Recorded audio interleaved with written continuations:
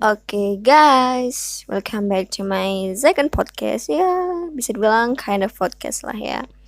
Ya, sekarang ini aku lagi mau ya bincang-bincang santai lah ya sama salah satu temanku. Kita kenal dari suatu organisasi di kampus dan dia adalah seorang mahasiswa teknik. Teknik apa? Ya, nanti kita bisa tanya-tanya langsung lah ya. Dan juga ternyata dia tuh dulunya nggak dari Indonesia loh, atau dari Indonesia ya. Ya udah deh, nanti kita tanya-tanya lebih dalam aja. Tapi sebelumnya mau sapa dulu Maman. Apa kabar Maman? Halo, ya baik, alhamdulillah. Weni gimana kabarnya?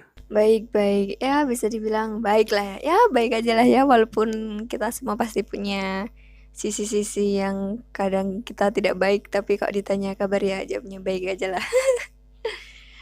Kabarnya baik, UASnya udah selesai.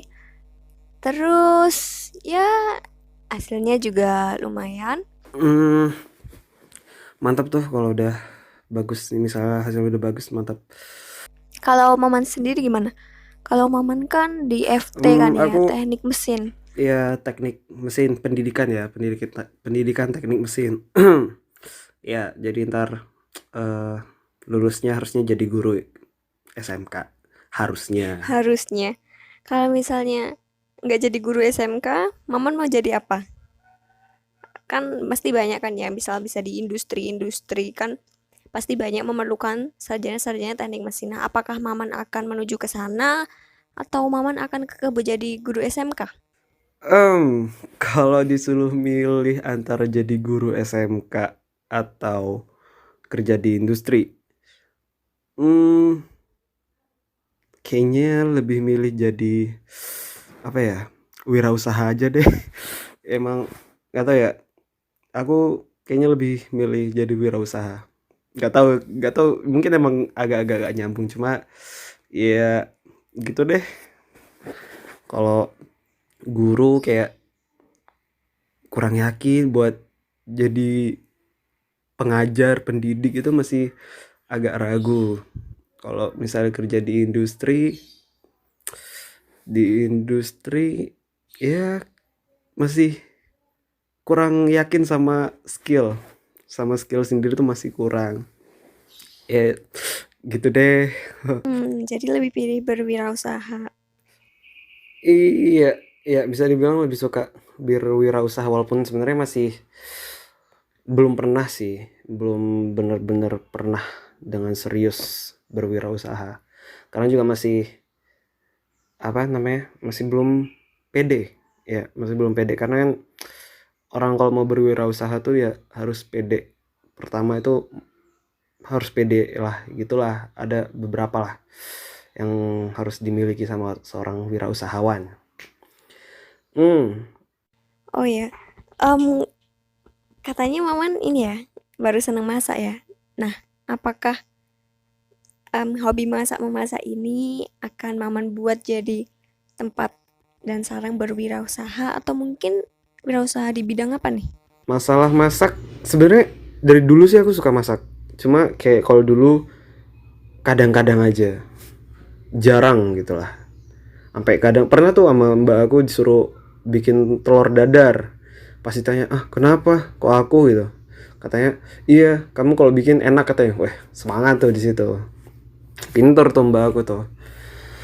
Nah, kalau sekarang ya karena sekarang ngekos, jauh dari orang tua, jadi ya mau nggak mau apa, masak. Mulai sering masak, belajar lihat-lihat di YouTube atau enggak tanya orang tua, mbak. Malah pernah tuh tanya mantan. Aduh.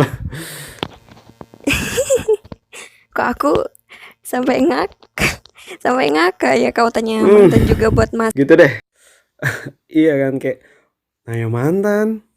Ya tapi enggak kok. Kayak aku sama mantan tuh biasa aja. Eh dia juga udah bahagia sama yang lain.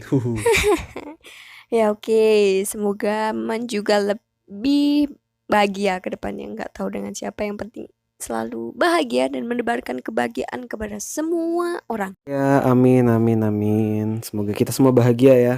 Ya, semoga masaknya bisa semakin pro deh. Amin, semoga ntar aku bisa lebih jago masak. Kalau misalnya memasak dijadiin buat berwirausaha, aku pernah sih berpikiran untuk seperti itu. Cuma masih belum tahu apa yang mau dimasak, apa yang mau dijual gitu, apa yang mau dijadiin bisnis masih belum tahu. Kalau sekarang sih ini info ya. Aku tuh sama teman-teman lagi coba buka usaha bubuk kopi. Kopi kopi hitam kayak gitu. Baru-baru coba sih. Ya semoga aja ntar sukses. Ntar beli ya. Aduh malah promosi. Nggak apa-apa kan? Gak apa-apa dong. Dan oh ya, kalau mau beli bubuk kopinya di mana nih? Bisa dong sekalian di-share, sekalian promosi juga. Kali aja ada yang mau borong bubuk kopinya Maman ya. Hmm, buat apa? Bubuk kopi nanti sih kita belum launching. Launching. Nanti itu kita rencana buat promo bikin Instagram. Terus kalau misalnya di Shopee kayak all shop gitu juga kayak Shopee dan sebagainya, ya kita juga bakal coba di situ. Bisa juga sih pesan lewat WA. Siap. Namanya tuh Le Matin. Prancis gak tuh? Pokoknya tulisannya Le Matin gitulah tulisannya. Belum launching. Insya Allah sih dalam waktu dekat ini. Insya Allah bulan ini Insya Allah target. Bulan apa nih sekarang? Masih bulan Juni ya, bulan Juni. Kita tunggu launching kopinya. Kopi yang apa nih? Kopi yang bernuansa Prancis ya. Ya kopi ya bisa dibilang bernuansa Perancis padahal kopi lokal. Oke, ganti topik nih Man. Apakah selama perkuliahan dari school from home ini mengalami kesulitan atau gimana? Terus pengganti prakteknya gimana? Atau sama sekali nggak ada praktek? Atau malah sama sekali nggak ada kuliah? Selama school from home ini sih ya sebagian sih lancar, sebagian ada kesulitan, sebagian nggak ada kabar tapi pas UAS ada. Ya gitu, ya gitulah. Oh ya, aku denger-dengar katanya ada yang nilai praktikumnya tuh auto A. Nah, kalau di Maman sendiri apakah itu benar? Terus kalau menurut Maman, setuju nggak sih Maman sama ya hal-hal yang kayak gitu? Masalah nilai praktikum langsung A itu aku kurang tahu sih itu ada yang kayak gitu sekarang atau enggak. Tapi kalau misalnya ada yang kayak gitu, kata aku ya bakal enak di awal tapi gak enak di akhir sih. Soalnya ya ntar misalnya nilainya bagus tuh A. Nilai praktiknya bagus A. Padahal selama kuliah nggak ngapa-ngapain. Itu ntar mungkin pas kita ngelamar kerja mungkin ya bisa jadi ini wah nilainya bagus nih, diterima, pas udah diterima giliran suruh kerja gak bisa apa-apa. Wah itu kan apa ya, ngejelek-jelekin nama sendiri sama nama kampus sih. Ntar yang jelek tuh ntar nama sendiri sama nama kampus, karena kayak kok gak match gitu loh, skill sama nilainya kok gak match gitu. Nah iya ya, bener banget ya. Percuma buat apa nilai semuanya A tapi skillnya nggak dapat sama sekali. Suruh ngerjain ini kita nggak tahu, pelengah-pelongo. Oh ya, dan kalau di aku sendiri di ekonomi kan kita juga dituntut buat skill kan ya, entah itu data analyze atau financial analyze gitu. Jadi kita harus sering-sering praktek. Kalau kita hanya, iya kalau misal, ya teori itu penting sih. Tapi kalau kita nggak tahu cara pengaplikasiannya kan itu kayak sama aja gitu. Nah, iya kan. Oh, iya. Apa ya, kayak jam terbang istilahnya ya. Jam terbang tuh penting. Jadi ya semakin banyak jam terbangnya kan semakin terbiasa, semakin banyak masalah yang dihadapi dan dipecahkan gitu. Nah, kalau di FT sendiri kan sebenarnya bulan-bulan ini tuh itu ya PKL nggak sih? Nah, ini kan COVID baru aja datang nih kan. Jadinya kita dirumahkan. Terus PKL-nya gimana? Apakah diundur ataukah ditiadakan? Ya, sekarang tuh di FT harusnya kita tuh PKL atau kita sih nyebutnya PI ya, apa? Praktek industri. Harusnya sekarang. Tapi karena ya corona nih datang, semoga cepat pergi ya. Amin. Jadi dari kampus tuh nyediain beberapa opsi.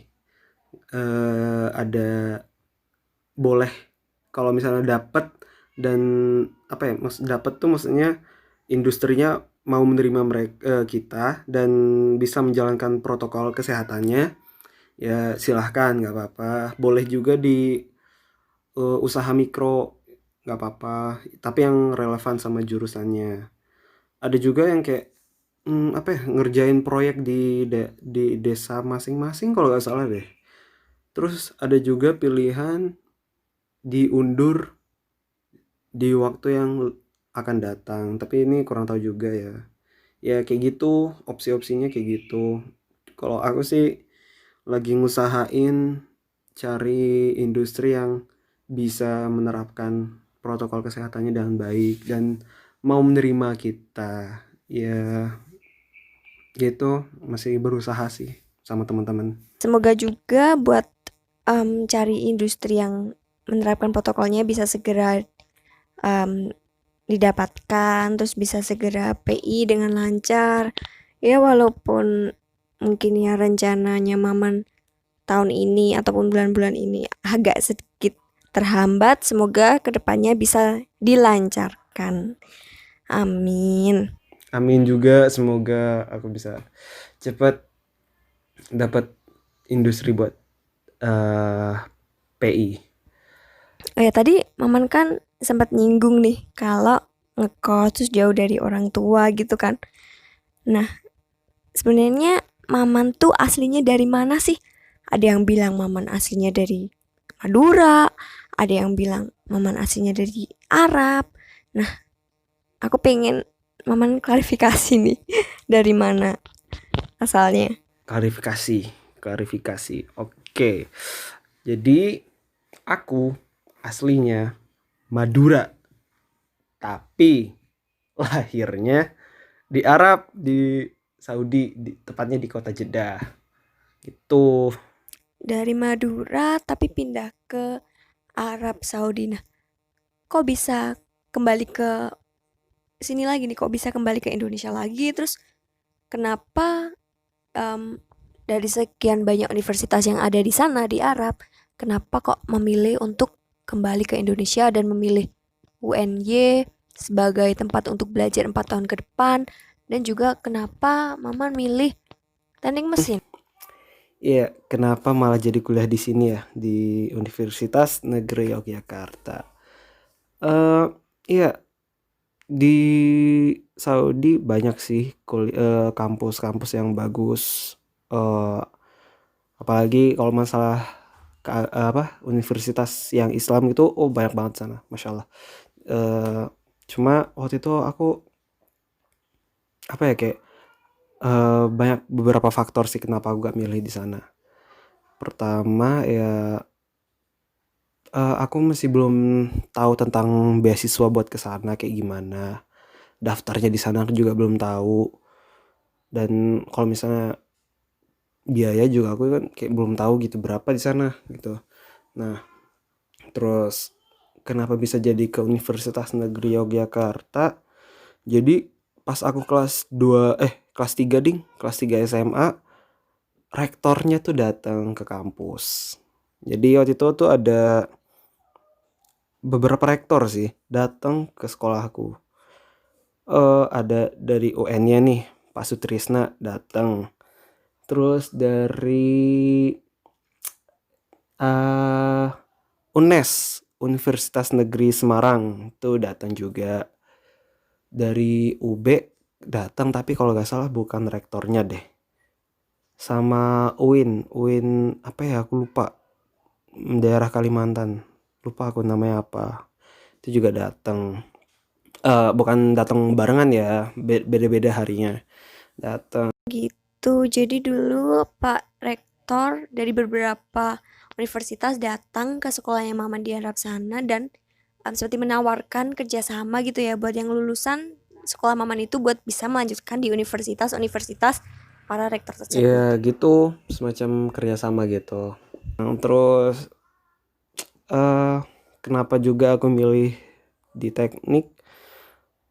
eh Sebenarnya dulu aku tuh pengen pilot, pengennya pilot.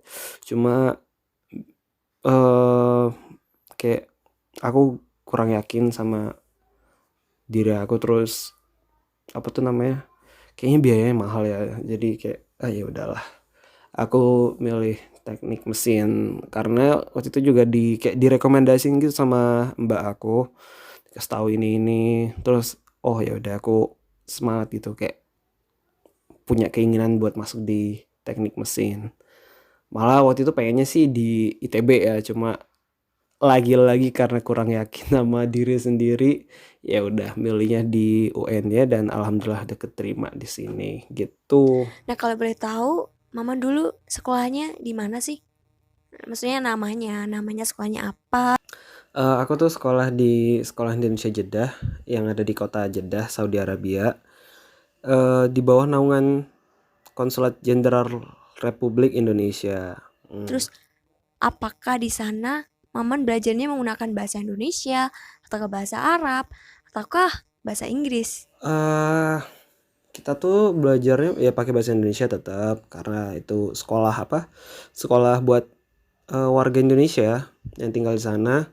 Boleh dong sama bagi tahu nih, kira-kira ada nggak sih perbedaan antara kurikulum di Arab sana sama kurikulum yang ada di Indonesia ini? Dan mungkin perbedaannya di sini di Indonesia kan pakai apa? Ada mata pelajaran yang kayak apa namanya? Bahasa daerah kayak gitu. Nah, kita tuh nggak ada. Jadi kita pakainya bahasa Arab karena ya kita juga dari macam-macam daerah, ada yang Madura, Sunda, ada yang dari Flores malah. Nah, jadi kan eh, lebih mudahnya kita ambil bahasa Arab. Kita pakai bahasa Arab karena kita juga tinggal di sana biar lebih mudah komunikasinya di sana. Terus kayaknya kalau masalah kurikulum sama sih, cuma mungkin kita tuh lebih terlambat pas yang kurtilas tuh. Yang kurtilas aku nggak kebagian, dan dari kelas berapa yang pas dapatnya ya lupa aku. Cuma sekarang udah sama sih sama kurikulum di sini, setahu aku udah sama. Wah, asyik nih. Berarti Kak Maman bisa fluent Arab dong nih pastinya.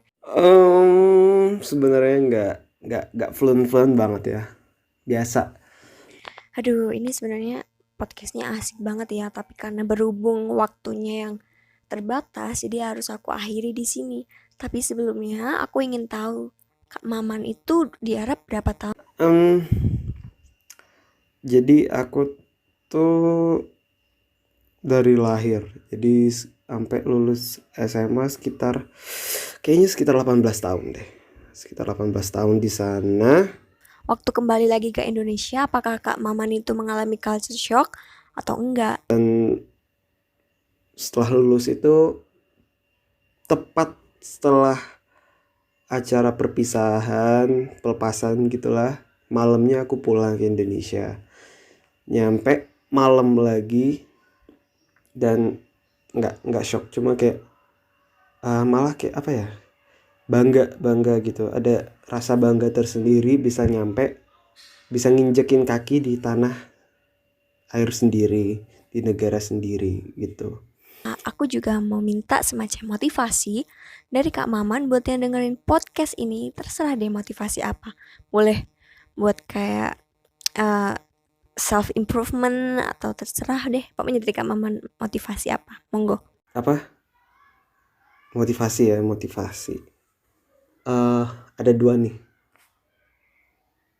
Tapi sebelumnya bukan berarti aku udah bener-bener menerapkan apa yang bakal aku ngomongin ini ya. Cuma kayak saling berbagi aja. Pertama tuh eh sehebat apapun kamu, sebesar apapun kamu, setinggi apapun jabatan kamu, sekaya apapun kamu, semandiri apapun kamu, sehebat apapun kamu, seganteng dan secantik apapun kamu, jangan pernah lupain orang tua kamu. Jangan pernah sakitin mereka. Usahakan untuk terus membahagiakan mereka. Kalau emang belum bisa membahagiakan, seenggaknya jangan menyakiti apalagi mengecewakan mereka. Karena tanpa mereka kita tuh nggak ada. Tentu semuanya atas izin Tuhan ya. Dan yang kedua, untuk kita para remajawan dan remajawati, jangan minder, jangan insecure, jangan nggak pede, nggak berani mengambil pilihan. Kita harus berani, percaya diri sama diri kita sendiri.